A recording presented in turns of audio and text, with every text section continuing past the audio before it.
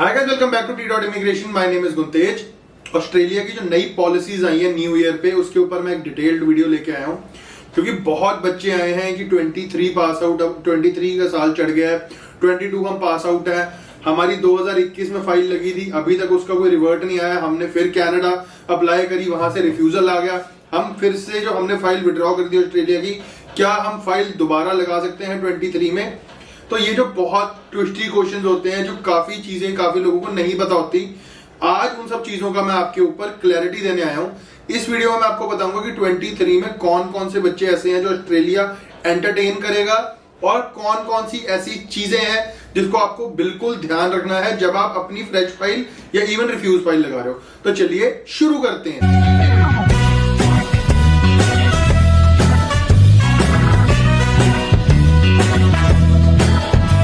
जैसे अब हम नया साल में एंटर कर चुके हैं, एक महीना ऑलमोस्ट इस साल का निकल आया है, काफी चीजें ऑस्ट्रेलिया को लेके यहाँ पे चेंजेस आए हैं। अगर हम देखें ऑस्ट्रेलिया की फाइल को, तो जो 2022 में स्टार्टिंग में हमें फाइल, जिस हिसाब से हमें 2022 के हिसाब से फाइलिंग थी, वो काफी चीजें 2023 में आते थे चेंज हो गई हैं। फर्स्ट ऑफ ऑल, पहले लोगों ने जो पैकेजेस के नाम पे इतना ज्यादा जो गंद मचाया, फेक फंडिंग दिखा के, उसके ऊपर जब स्क्रूटनी आई, जब चीजें टाइट हुई, तो अब रिसोर्सेज जस्टिफिकेशन फंड्स की बहुत इन डेप्थ हो गई हैं।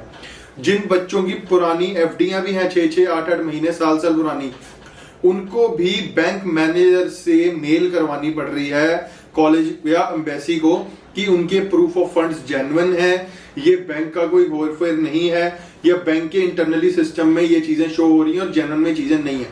तो उसमें बैंक मैनेजर तक का ईमेल पर्सनली, वो अपने ईमेल से वो आपको जो आपके फंड्स हैं उसको वेरीफाई करवा रहे हैं एम्बेसी वाले। इतना ज्यादा फंडिंग के ऊपर इशू आया है। और वो बच्चे जो खासकर ये कहते थे जी हम तो 21 में फ्रेश पास आउट हैं, रिजल्ट लेट हो गया, हमने कनाडा की फाइल लगाई, कनाडा का रिफ्यूजल आ गया, क्या इस बेस पे हम आगे अपनी ऑस्ट्रेलिया की फाइल लगा सकते हैं? क्योंकि हम तो कनाडा से रिफ्यूज हैं, तो हमारी तो प्रोफाइल में शो हो रहा है कि हमने वहां जीआईसी भेजी, हमने कॉलेज की फीस भेजी, वहां से 3 महीने बाद वो चीजें वापस आई, तो हमारे फंड्स ऑलमोस्ट पुराने हैं। तो हम इस बेस को लेके, इतने स्ट्रॉन्ग बेस को लेके हम कनाडा को, ऑस्ट्रेलिया की तरफ मूव कर सकते हैं? बिल्कुल भी नहीं। मैं उम्मीदें नहीं तोड़ना चाहूंगा, बट आप एज अ बेस कनाडा की रिफ्यूजल को नहीं ले सकते ऑस्ट्रेलिया में। हाँ, अगर आपने कॉम्पिटिटिव एग्जाम्स दिए हैं, बैंक की तैयारी करी है, रेलवे में आपने तैयारी करी है, या कोई भी सरकारी पक्ष में आपने तैयारी करी है, जिसके पास आपके पूरे प्रूफ्स हैं कि आपने वो एग्जाम प्रिपेयर करा है, ये नहीं कि आपने कहीं एडमिशन लिया पढ़ने के लिए, तैयारी करने के लिए, तो उनकी कोचिंग स्लिप्स, क्योंकि मैंने बहुत ऐसे पंजाब के एजेंट देखे हैं कि जी आप कोचिंग स्लिप्स लगा दो, आपने जो वहां पे क्या कहते हैं आईएएस, आईपीएस, इस लेवल के कॉम्पिटिटिव एग्जाम्स की आपने अगर तैयारी करी, या रेलवे की तरफ आपने तैयारी करी, या आर्मी में आपने कोई एकेडमी में एडमिशन लेके तैयारी करी, उसका एडमिशन आईडी कार्ड लगा दो, कोचिंग स्लिप लगा दो कि आपने कोचिंग करी, आपसे नहीं हो पाया, वो चीजें वैलिड नहीं है टिल डेट आप एग्जाम की सीट पे बैठ के आपने एग्जाम दिया, उसका रिजल्ट नेगेटिव आया, वो चीजें आप 21 को लेके फाइल लगा सकते हो, उसमें कोई इशू नहीं, आपको नया फ्रेश केस की तरह ही एंटरटेन करेंगे।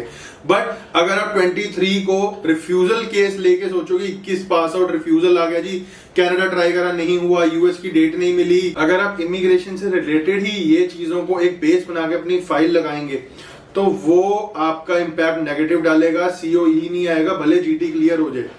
काफी एजेंट्स मैंने देखे हैं जी, जीटी क्लियर करा दी, 50% पेमेंट ले लेते अपने पैकेज की कि जी हम तो पैकेज सिस्टम कर रहे हैं, हमने आपसे आफ्टर वीजा जी 5 लाख लेने, 3 लाख लेने, आपको लाख रुपए जीटी पे देना है, लाख सीओई पे देना है, बाकी आपने वीजा के बाद देना है। जीटी क्लियर हो जाएगी आपको अगर आप उस बेस पे फाइल लगाएंगे। मैं आपको ये चीज भी क्लियर कर दूं कि आपकी जीटी, अगर आपके फंड्स अच्छे हैं, एकेडमिक्स में 65% नंबर है, और कनाडा रिफ्यूजल पे फाइल लगा रहे हो, जीटी क्लियर हो जाएगी, नो इशू। सीओई रिलीज नहीं होगा, 6 महीने वेट करोगे, साल वेट करोगे, तब भी सीओई नहीं आएगा। इन चीजों का आपने खासकर ध्यान रखना है कि इस स्कैम में ना फंस जाओ कि चलो जीटी तो क्लियर होगी जी, हम पैसे दे देते हैं, या हम 2 लाख दे देते हैं, 1 लाख दे देते हैं, जीटी क्लियर हो जाएगी आपकी, बट इस बेस पे फाइल लगी के सीओई रिलीज होने के 99.9% चांसेस हैं कि नहीं आएगा।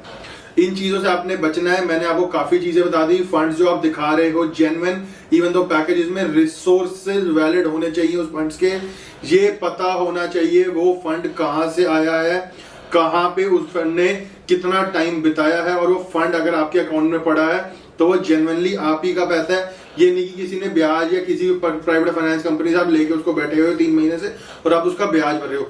ये चीजों का आपको बेसिक मैटर करना है। एसओपी में इतने बड़े चेंजेस, मैंने आपको पूरी डिटेल्ड वीडियो है, उसका लिंक आपको यहाँ मिल जाएगा। उसको देखोगे एसओपी आपने कैसे लिखनी है, उसमें कौन कौन से ऐसी चीजें हैं, ऐसे बुलेट पॉइंट्स हैं जो आपके एसओपी को यहां से इस लेवल तक पहुंचा सकती है। सिर्फ मैटर ऑफ कुछ वर्ड्स और एसओपी को कैसे प्रेजेंट करते हैं। लास्ट वीडियो मैंने अपने सर्विसेज हमारी इमिग्रेशन की बताई थी कि हम इमिग्रेशन से रिलेटेड कौन कौन सी सर्विसेज आपको प्रोवाइड करते हैं, कहां कहां आपकी फाइल असिस्टेंस हम हेल्प कर सकते हैं। चीजें काफी कुछ मैं बता चुका हूं, वीडियो डिटेल इन डेप्थ देखो। इसके सिवाय भी कोई इशू आता है, नंबर आपके सामने फ्लैश हो रहा है, कॉल करो, ऑफिस आओ, मिलो एक बारी हमसे, आपको खुद पता लगे चीजों का डिफरेंस कैसे और कहां पे आता है। तो आज की वीडियो में मैंने आपको बहुत बताया कि आपने कौन सी चीज का ध्यान देना है, आपको कौन सी बेस पे फाइल नहीं लगानी और कौन से बेस पे 21 के बच्चे अपनी फाइल लगा सकते हैं। आगे आने वाली वीडियोस में मैं नए नए अपडेट्स आपको देता रहूंगा, ऑस्ट्रेलिया कनाडा दोनों के, और हम वर्क परमिट के ऊपर भी डिटेल्ड वीडियो आगे लेके आ रहे हैं। और जो हमारे बच्चे नए बैच में वहां पहुंच रहे हैं उनकी हम इन डेप्थ वीडियो बता रहे हैं कि वहां पे वो क्या काम कर रहे हैं, उनसे लाइव काउंसलिंग भी हम कोशिश कर रहे हैं कि करें उनके वर्क शेड्यूल के अकॉर्डिंग। तो चीजें बहुत लाइन अप है, फटाफट चैनल को सब्सक्राइब कर दो। आगे आने वाले टाइम में बहुत सारी चीजें ऐसी मिलेंगी जो शायद आपने कभी भी इस पूरे यूट्यूब पे इमिग्रेशन सेक्टर में नहीं देखी होंगी। तो चलिए आज हम यही अंत करते हैं, अगली वीडियो में मिलते हैं। सत श्री अकाल।